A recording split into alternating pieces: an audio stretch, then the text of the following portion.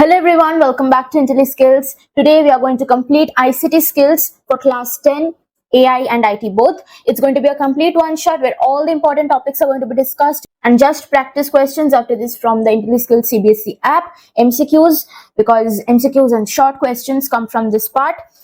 And without any further delay, let us begin. So firstly, what is ICT? ICT is Informations and Communications Technology. Information and Communications Technology, that's the full form of ICT. And it's basically, if you combine the hardware, which is the physical parts, and the software, which is the applications you see in your computer, and you combine network.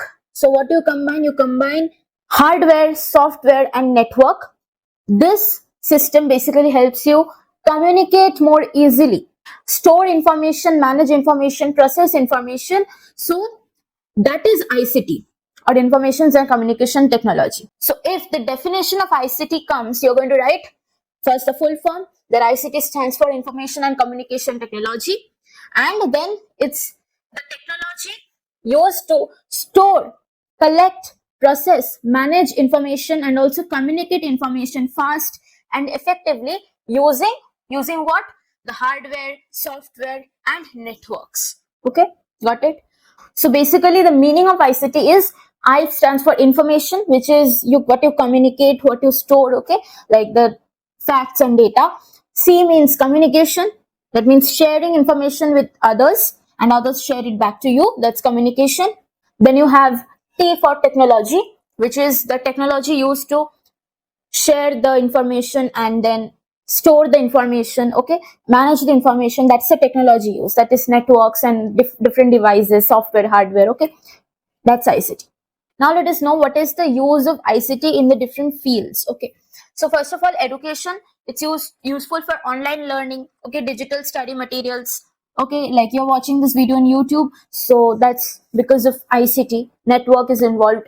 Banking, then you have internet banking where you can do online transactions, so that's where ICT is used. Healthcare, you can maintain patient records online. Then business, that is communication is required in business, which can be done through ICT over the internet. Okay, then you have communication, email, video conferencing, messaging, this all uses ICT. Then you have entertainment, like you watch videos, you listen to music, all of this uses ICT. Okay, now we are going to know what is a computer system. Computer system is basically, you combine hardware and software, that's computer system. Okay, hardware plus software is a computer system which perform different tasks. If there is just hardware, no software, or just software, no hardware, nothing will work. So you need a combination of hardware and software to perform different tasks, like receiving data, then processing it and giving meaningful output. Okay, so hardware and software, I told you, computer system. So hardware is basically the physical parts of the computer that you can see and touch. Get this into your head. Hardware is the physical parts of a computer that you can see and that you can touch. Okay, like the monitor that you have, the monitor, okay, the CPU, the keyboard, the mouse, these you can touch and feel and you can see them, they're the physical parts. So these are hardware. Okay, what's the use of a hardware? See, using the keyboard and using the mouse, you're giving input to the computer. So input happens using the hardware, then processing happens in the CPU, your output is displayed in the monitor, right? That's why you can see whatever you're doing, right? So these are the examples of the hardware, that is monitor, you have the monitor, you have your keyboard, you have the mouse, you have the CPU, you have speaker, you have those scanners, okay, then printer, all of this are hardware. Okay, next, coming to software.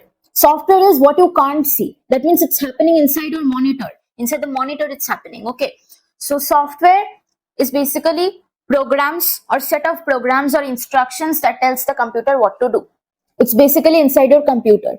To make any, like you have applications in your computer, PowerPoint, then you have your computer settings, that's also an application. You have WhatsApp maybe in your computer. I have my editing software. So these are all softwares in our computer. You have antivirus softwares as well. So these are what? These are programs or set of programs, because we code and we write to make these applications, right? So it's a program or a set of programs or instructions that tells the computer what to do.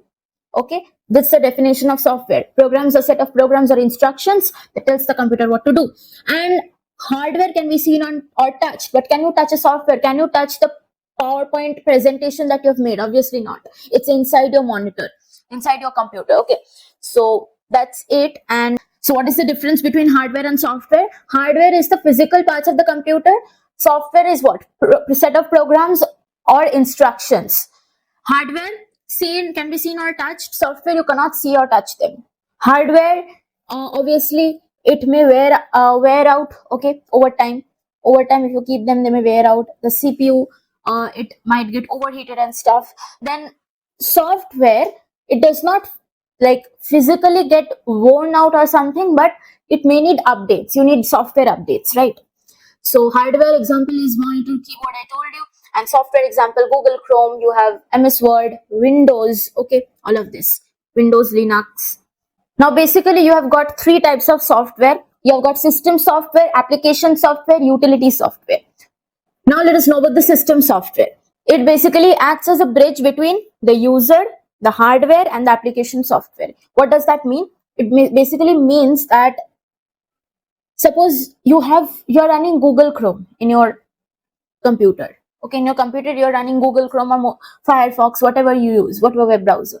You're using Google Chrome. Now Google Chrome needs some RAMs. It needs to work with the CPU.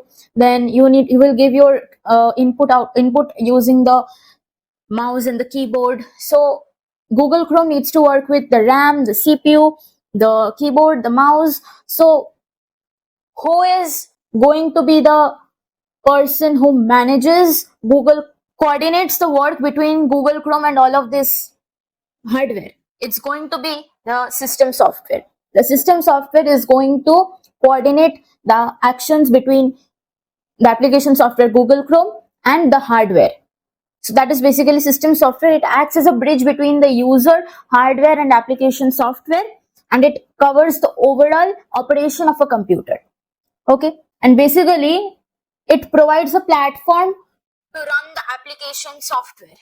Okay, it provides a platform to run the application software. Like I told you, it provided a platform for Google Chrome to run.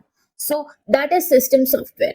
Okay, best example of a system software is operating system. Okay, for example, your Windows 11, your Linux, MacOS, these are all operating systems. Next, coming to application software. Application software performs very specific tasks. Okay, every application software has got different tasks. They may or may not be associated with the system. So application software helps users to perform very specific tasks. Like if I want to type documents, I'll go for MS Word, right? That's application software. If I want to make presentations, that's my specific task. So I will use what is that called? PowerPoint. Okay. If I want to browse the internet, I will use Google Chrome, Firefox. If I want to watch videos, I'll use YouTube, Insta. Okay, all of this. So application software. Okay, users can perform very specific tasks with this application software. Example: MS Word, MS Excel, MS PowerPoint. Okay, then comes utility software. Okay, it helps to maintain, protect, and improve the performance of a computer system. Okay, like you have your disk cleanup. That's an app used to like regularly clean whatever like files you do not need to put it into recycle bin. So it's used to improve the performance of a computer. Like, and then protection. For protection, you have antivirus software. They are all utility softwares. Antivirus software, disk cleanup. Okay, disk management tools. Okay, all utility software. Next, you have got operating system. Operating system, I told you it's an example of a system software. Okay, and what does the system software do? It acts as an interface between the user and the computer. It also manages the hardware and software resources of a computer. I told you it gives the software, application softwares a platform to run. Okay, so what is the definition of operating system? Operating system is a type of system software, mention this type of system software that manages the computer's hardware and software, acts as an interface between the user and the computer. That means operating system, like you have Windows or MacOS or Linux. So these are all operating systems, and the more user friendly an operating system is, the user will be able to interact more easily. Okay, and if it's not user friendly, the user will not be able to understand what is going on. Okay, now you have certain functions of an operating system, like Operating system gives user interface, like it gives an easy way for the users to interact with the computer. Okay, then you have file management. That means it creates file, helps us store files, move files, delete files. Okay, so this all it helps us to do, file management. Then memory management, it allocates memory to different programs. I told you, like every application software needs some memory to run, so it allocates memory like that. Okay, device management, like it controls the hardware devices. Okay, and it allocates work to the hardware devices. Like it also helps in security, like it helps protect the users accounts and passwords. Okay, so operating system has got these jobs. Remember any two, you're fine to go. Next, you have got different types of operating system. You've got four types. Single user operating system, see by the name only you can understand. Single user, multi-user, multitasking, real time. Single user operating system means only one user can work on the computer at a time. One user can work. Okay, like you can enter from one account into the computer. Okay, multi-user operating system, multiple users can use the computer at the same time, simultaneously. Okay, multitasking operating systems, many programs can run at the same time. Most of us have multitasking operating systems. We can run multiple programs in the same computer, okay, at the same time. Then real-time operating system, that means processes the data immediately without any delay. Okay, so you have got single user, multi-user, multitasking, real time. Examples of operating system: Windows, Linux, macOS, Android, iOS. Okay, so in your phone also you will have an operating system. Okay, it's not only that computers have, whatever computer can be monitored, mobile, anything. Okay, so now we are going to work with Windows 11. Most of us have Windows 11, right? So we are going to work with Windows 11. It's the operating system developed by Microsoft. Okay, so call it Microsoft Windows 11. Okay, it's also an operating system which helps the computer's hardware software work and gives an easy interface for the user to interact with the computer. It's very user friendly, like good for beginners. Now, what are the components of a Windows 11 desktop? So basically you have got the desktop background, you have got icons, you have got a taskbar, the start button, the quick launch area, the notification area. Okay, desktop background is basically the wallpaper, where you set the wallpaper, and you can set it according to your preference. Then you have got the icons. Icons are on the desktop background only. You will get icons where there's a small graphical pictures which are displayed. Okay, small graphical pictures which are displayed on the desktop. Okay, so it can be any application.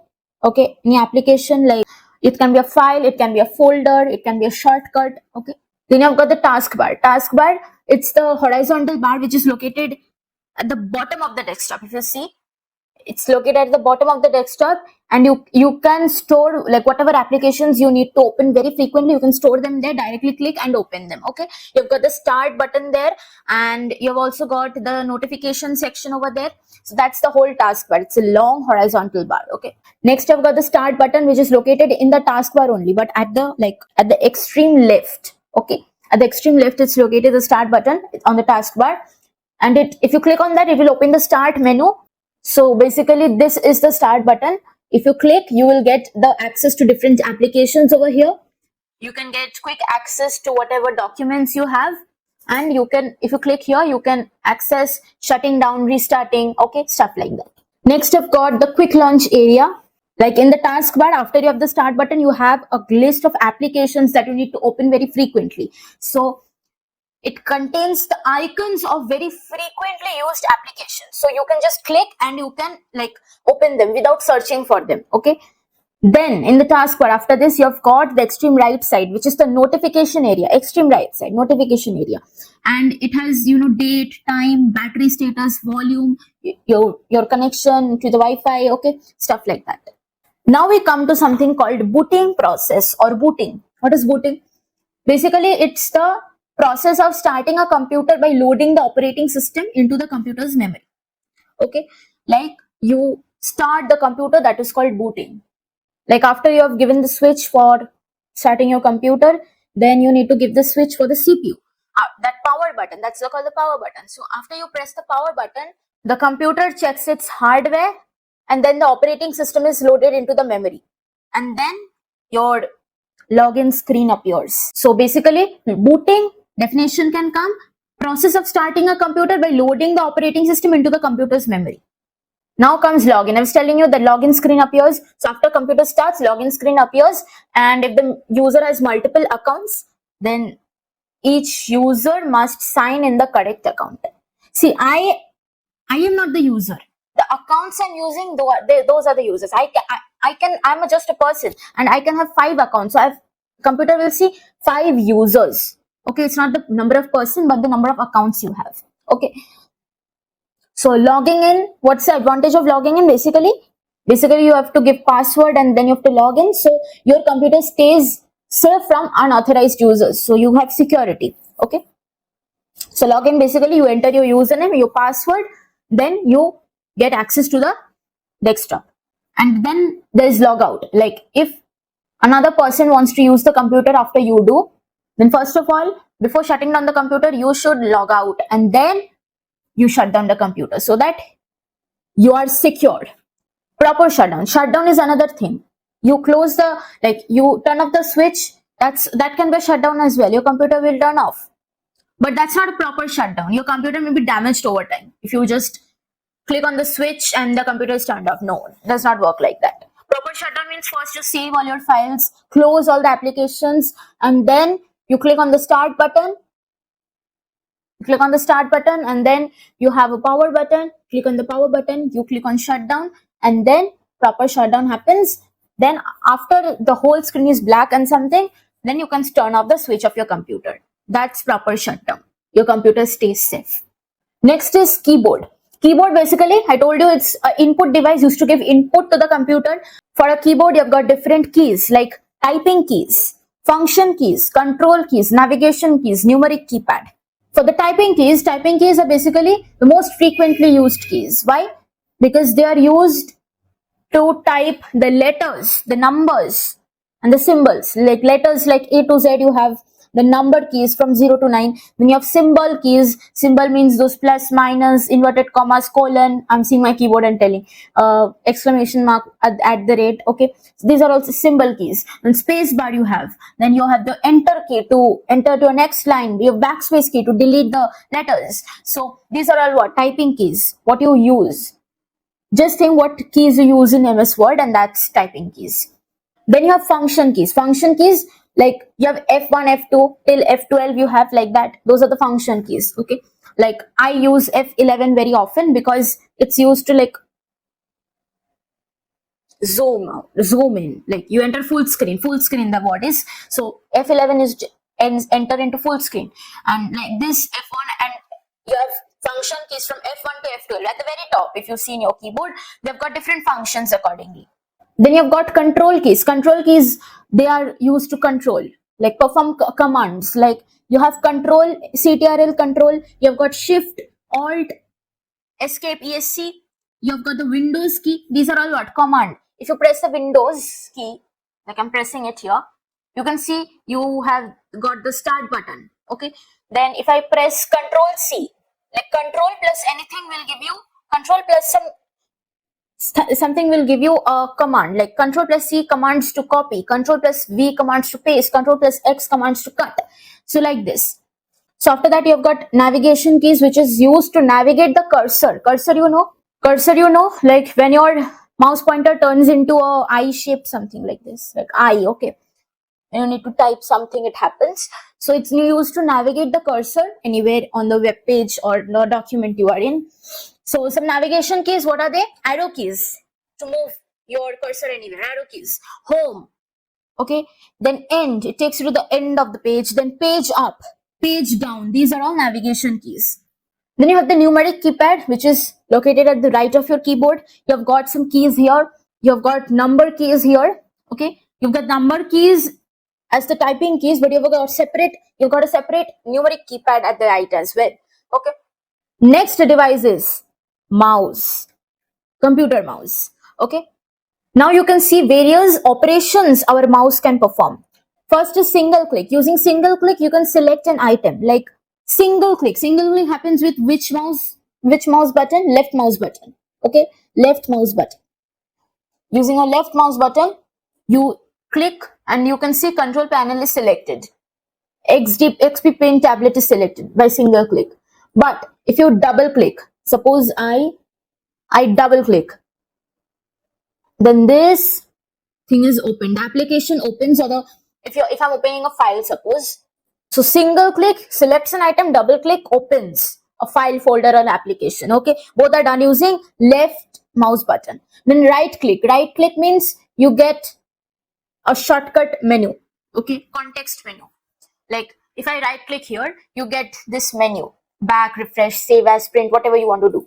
So if you right click, then this is opened. Then you can drag and drop. Like if you hold the left mouse button, if you hold and you drag it, then you can move around things from one location to another. See, again I go to the desktop and I want to move this. I will click, I will hold the left mouse button and I will just drag it over here and I place it over here. Why is it not being placed over here? Anyways, so yeah, see, I drag it over here at the last. It's placed at the last. So this is how you drag and drop. Then you have hovering. Hovering means basically you just take your mouse, but you do not click or anything, but you just leave your mouse pointer over on that particular place and the information is displayed. Additional information, like again go to desktop and I just place my thing over here. See, I'm in the desktop and I'm just moving my mouse button and I'm just placing it over here. See, additional information is displayed, that is location and stuff. Okay, so additional information is being displayed when you hover. File is a collection of related information stored on a computer with a specific name. Basically, file can be a text file, image file, audio file, video file. Okay, files which has a specific name in your computer. Like I'm showing you by creating a new file. You right click on the desktop and you get new. So you select new Microsoft Word document. So this is a file being created, okay, with I can name it demo. So it has a specific name, demo.docs. Okay, .docs is the extension of the file. If it's a text file, it would have been .txt. It's a document file, so .docs. And if it is a PPT, it's going to be .pptx. If it's a spreadsheet, Microsoft Excel, then it's going to be .xlx something. Okay. Then you have a folder. Folder is a container. Like you imagine a file. You can store it in a folder. You get folders in the market. So those are folders, and folders you can keep pages inside. Those pages are files. Okay. Folder is the container used to store files, and you can store other folders in a folder as well. Okay. This is my file explorer, and if you see, I've got many folders here, and if I open this, I have got files here in this folder as well as many folders also. So in a folder you can have other folders as well as files. Okay. Next you have a file extension. File extension means I told you .docs, .xlsx, .pptx, .jpg. So these are all file extensions, like .jpg for image file, .png also for an image file, .pptx for a presentation. So these are all file extensions which are separated by a dot from the actual file name. Like demo.docs, by dot it's separated from the name demo. Then I've got File Explorer. Just now I showed you File Explorer. It's the application, Windows application used to view the files, organize them, manage them, files and folders, right? So that is Windows Explorer. So now we'll understand how to create a folder. First you open File Explorer, then you go to your required location wherever you want to create the folder. Then you right click on the empty area, on any empty area anywhere. You go to new, you go to folder, new folder. You enter your folder name and you press enter. That's it. Now to rename the file and folder, you right click on the file or folder, then you click on rename, you enter the new name and that's it. Enter. Then deleting files or folders, click on the file or folder, press delete on your keyboard and then file is deleted. It's into the recycle bin. And then again from the recycle bin, if you want to delete, open recycle bin and you can delete it from the recycle bin as well. Khatam, tata, bye bye. Now you have very important copy versus move. Okay, what is the difference between copy and move? Both sound similar, right? But copy basically creates a duplicate copy, but move transfers the original file. Suppose you have this house. I have my house. If I want to create a copy of this house, I will create exactly identical house somewhere else. Okay, but if I want to move my file, but if I want to move my house, I will basically transfer this house to somewhere else. That means if I move my house, this house will not exist anymore. It will exist in the new location where I moved it. But if I copy, then this house will exist. Another copy of this house will exist. Okay. Copy means original file remains in its location, but moved means original file is removed from its old location. Okay. Copy means copy and then paste. Move means cut and then paste. So if you use Control X, it's move. If you use Control C, it's copy. Next, you have computer maintenance. That means taking regular care of your computer. First, you have hardware maintenance. That means taking care of the hardware, the physical parts of the computer, because they can get dirty easily. So keep the surroundings clean. Do not eat or drink near the computer. Though we all do it, but it's not advised to do it. To eat or drink near the computer. Remove dust regularly with, you have got these brushes, I have one of them, but that also got dirty, so I need to change it. So you should also use a UPS, because suddenly if the power goes off, if you do not have an inverter, the whole computer will shut down. So you should use a UPS, so that at least for some time, 10-15 minutes, your computer stays okay, it does not close immediately. You can give a proper shutdown to the computer. So you should use a UPS. Okay. And you should store computer in a cool, dry place, so that fungus and all doesn't grow on your computer, because humid weather can cause fungus to grow. Okay. Then software maintenance. You should also take care of the programs that you have installed in your computer. So you should use an antivirus software regularly. Okay, install it and update the antivirus software regularly to check for any virus in your computer. You should keep your Windows updated. Okay, and then you should delete any unwanted files, so that your computer memory does not get overloaded. Okay, you should take backup of important files that you think you need in the future, and then you should remove or delete, uninstall any software that you do not need anymore. Okay, now what is backup? Backup means a copy of important data that is stored in another location. That means if the original location is lost or damaged, it can be restored from the backup. What does this mean? Suppose I have this phone. This phone has very little storage, suppose. Okay, phone from where I'm recording. So suppose this has very little storage. Whatever videos I've created, I want to use them later. I need them later. They're important. Okay, I might not need them, but they're important. Okay, so what I will do is I will store this in a pen drive or something, or a hard disk. Okay, I will store these in a hard disk. So I have a backup of the important data. Okay, so if this phone, suppose, or the phone is lost or the data is gone, I have a backup which I stored in the hard disk. So it's a copy of the important data in another location. Okay, for just in case situations. Okay, you should also remove spam emails. Spam emails are those emails, unwanted, unnecessary emails which come from many people. Okay, they are like advertisements, or they're suspicious links, like you have won lottery and something. So those are unwanted emails. You should regularly delete them. They go to a separate folder called spam. So just hold and delete. Okay. Next is computer security. Means protecting a computer and its programs from virus, damage, and unauthorized users. So what is it? Protecting a computer from damage, virus, unauthorized users. Okay. And what is privacy? Privacy means keeping personal information safe, so that only authorized people can use it. No one else should use it. Only authorized people should use the personal information, and keeping it safe. That's privacy.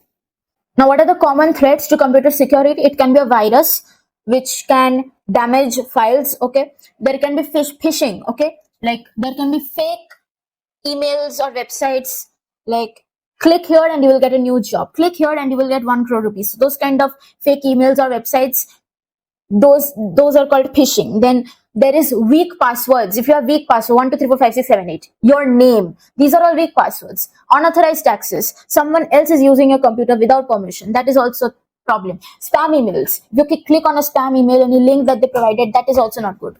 So what are the ways to protect your computer? You should use a strong password. Okay, then you should update your antivirus software. If you have not yet installed it, you should install it and update it regularly, antivirus software. Then you should take regular backups of important files. You should log in and then log out. Okay, log in and then log out of your computer. Do not click on any suspicious links, and do not open any spam emails. Okay, stuff like that. Next, what are the characteristics of a strong password? 8 characters. both uppercase and lowercase. It should have symbols mixed in, numbers. Then do not use your name, do not use your birthday, your mobile number. It makes it obvious. Okay, so that is strong password. 8 characters, everything mixed, uppercase, lowercase, symbols, numbers. Next is a computer virus. A computer virus is a harmful program which enters the computer. Like, we're doing normal work, suddenly a virus can enter without the user's permission. Okay, it can damage files and spread. Okay, it can spread, like we had coronavirus, that computer virus also spreads. Okay, a virus can spread if you open any virus affected file, folder, email, or any application which has virus. Then if you use a pen drive which is affected by virus, that can also lead to the spread of virus. Okay, if you download any APK files or any unknown software. Next is symptoms of virus affected computer. Obviously your computer becomes slow, your programs crash frequently, like applications crash, files or folders disappear or they don't open, and the storage space decreases. So abnormal things happen with your computer. And how to protect your computer from viruses? Obviously use an antivirus software, install it, update it regularly, stop opening miscellaneous horrible links. Okay, open sensible links. Antivirus software, it's a utility program. Remember utility software, so it's a utility software that detects the software, blocks it and removes virus. Okay, antivirus software examples are Norton, Avast, Quick Heal, Microsoft Defender. Remember any two. Now, what are temporary files? Whenever we use any application or we browse the internet, the operating system, they create some files for temporary use.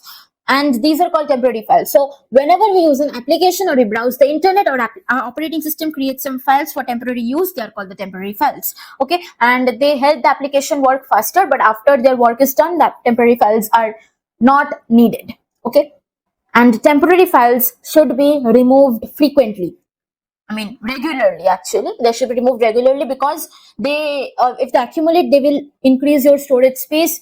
Your computer will become slow, and your computer will be organized if you remove them, and your applications will run faster. Okay.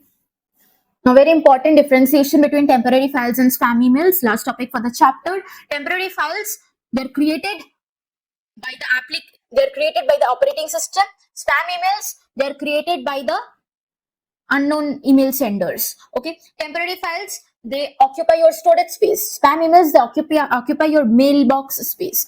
And okay, so this is the basic difference. And please practice the questions, the MCQs and short questions that come from this chapter. Only MCQs and short questions will come. In your boards, 2 marks will come from this chapter. So practice it from the IntelliSkills CBSE app. The probable questions are there. From the link for IntelliSkills CBSE is given below in the description. That's it. I'll meet you in the next video. Till then, keep learning, keep practicing, keep exploring. Thank you and bye-bye.